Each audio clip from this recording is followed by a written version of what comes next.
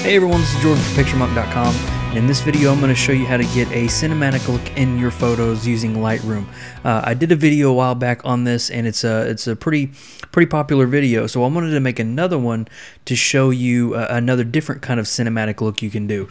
And this one's going to be a little bit more extensive than the other ones, but one thing I am going to do, like I usually do in my mimic videos, is I'm going to give you the free preset that I use. So I'm going to create the preset here and then upload it to my website at PictureMonk.com.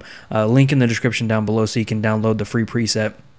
I'm going to upload it there so you can use it on any photo that you like. And so let's go and get started. I'll show you how to do a couple sliders here, and we'll get a cool cinematic look using this photo. Okay, so the first thing we need to do is we're going to mess with our basic exposure panel. So all I'm going to do is go to the basic panel here, and I'm going to start playing around with this. I know I want to decrease the highlights a little bit, so I'm going to back that down to roughly minus 75, minus 74, somewhere around there. And all that's going to do is just kind of give me a little bit of leeway. It'll affect your photo probably more than this one, but this one I'm just going to keep around 75 there, negative 75. I'm going to bump my shadows up a little bit because I do want to get a little more detail in the shadows. Whites, I want to keep those the exact same. I just want to put them at 0. And I'm going to take the blacks and I'm going to up the blacks a little bit, not too much, but I still want to get a little bit more detail there in the darker areas. And so now I want to take my vibrance and saturation up. In the other preset I used, I desaturated it a little bit and took down the vibrance, but this time I'm going to actually bump it up a little bit to go along with this this feel that I'm going to go with. So I'm going to bump it up to vibrance plus 38, 39, somewhere around there, and then do negative 9 or 10 or so. I don't want it to affect too much, but negative 9 or 10 around for the saturation. So there is the basic exposure adjustments. I know it doesn't look like a lot now, but once we do the split toning and the tone curve, it's going to really bring all of it out. And so let's go ahead and do the split toning and get that taken care of, get that nailed out of the way here. So for my hue, I want kind of a brownish hue. So I'm going to go to, let's see, let's go to 41, 42, let's hit 43 right there. And let's bump the saturation up a bit. So I'm going to go to around 31, 30, lower 30s, so probably around 32. And there it gives that little warm tone that we like. And now I want to kind of cool down the shadows with a cooler blue tone. So I'm going to go to all the way over here to around 210, 209, somewhere around there, and take the saturation up a bit so it comes through. So 28, 29 for the saturation. So you can see the kind of look that we're getting. It's actually a pretty cool look. It's a classic split tone effect, but the tone curve that we're going to do here in just a second is really going to bring it out. The only thing I'm going to do is take my balance. I'm going to bump my balance up a little bit so it kind of keeps that look there, that warm look. So right around there. So I was mentioning the tone curve, so let's go to the tone curve, and now what we're basically going to do is make a slight S curve.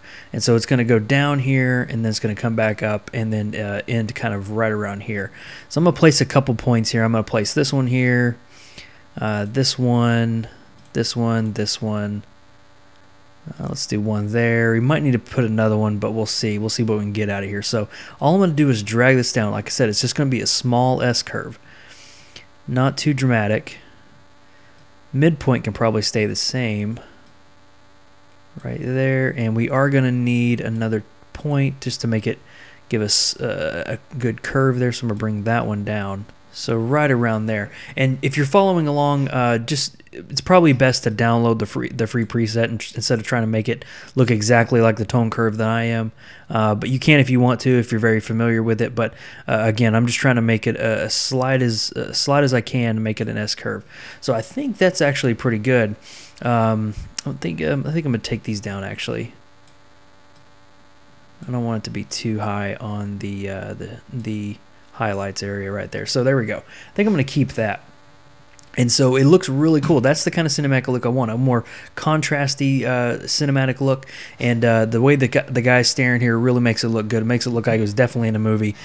So the other thing that you can do is go down here in the HSL color and black and white. Don't need to worry about black and white, but HSL and color. You can play with the tones of your image to match whichever tones that you want.